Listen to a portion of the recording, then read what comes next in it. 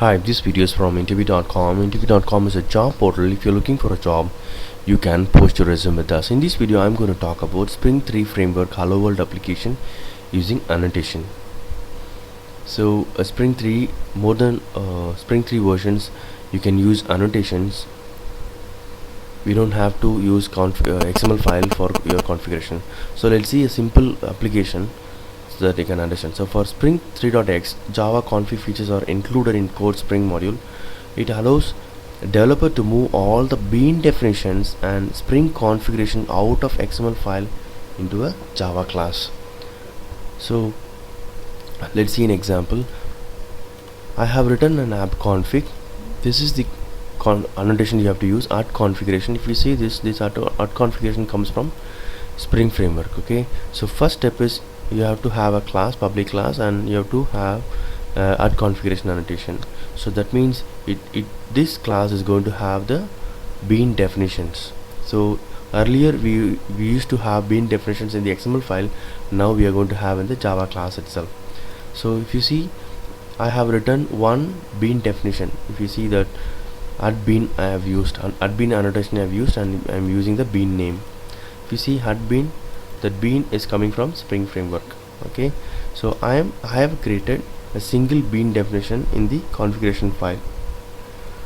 I can say this is equal to bean definition that we used to write in the XML file. So this is exactly same as the bean definition that we used to write in the XML file. So now our configuration is done. So we have created a class and we have annotated with configuration. That means it's going to have this bean definition, and we have written one bean definition in the app config class. So let's see how we are going to load it. Loading is very important. So in the main method, public static void main method, I'm using a important class called annotation config application context. This class is very important. This is from Spring framework again. So this class is going to take our app config class. So that means this class should contain all the bean definition. That's the understanding. So this annotation config application context will take this, will read this app config class, and it will try to create all the beans. Okay, it will try to create the beans, and it will annotating a class with art configuration indicates that the class can be used by the Spring IOC container as a source of bean definitions.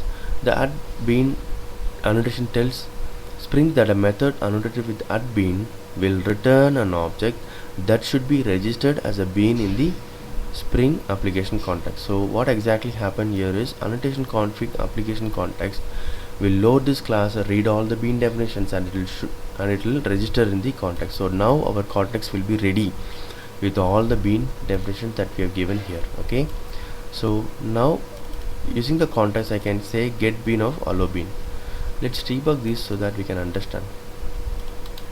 So I'm starting the debugging now.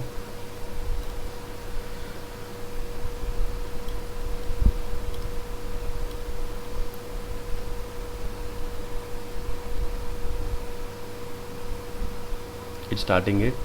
So this is very important line, because when I execute this line, it's going to call the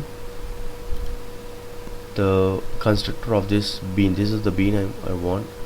Okay, that means this annotation config application context, it's going to create the object. The Spring is going to create and register. So I'm going to press F8. I'm not doing any new of the class. Can you see here? It is coming here, it's loading the class.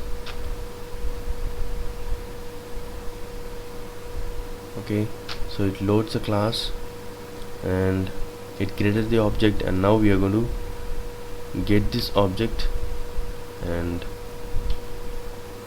we are going to call this method. So now our objects are ready. Objects are prepared by the beans are prepared by the Spring framework. So all the dependent objects are created and injected and registered in the context so that we can use it. So Spring takes the complete control of managing our dependent objects. Hope this video is useful. Thank you and all the best.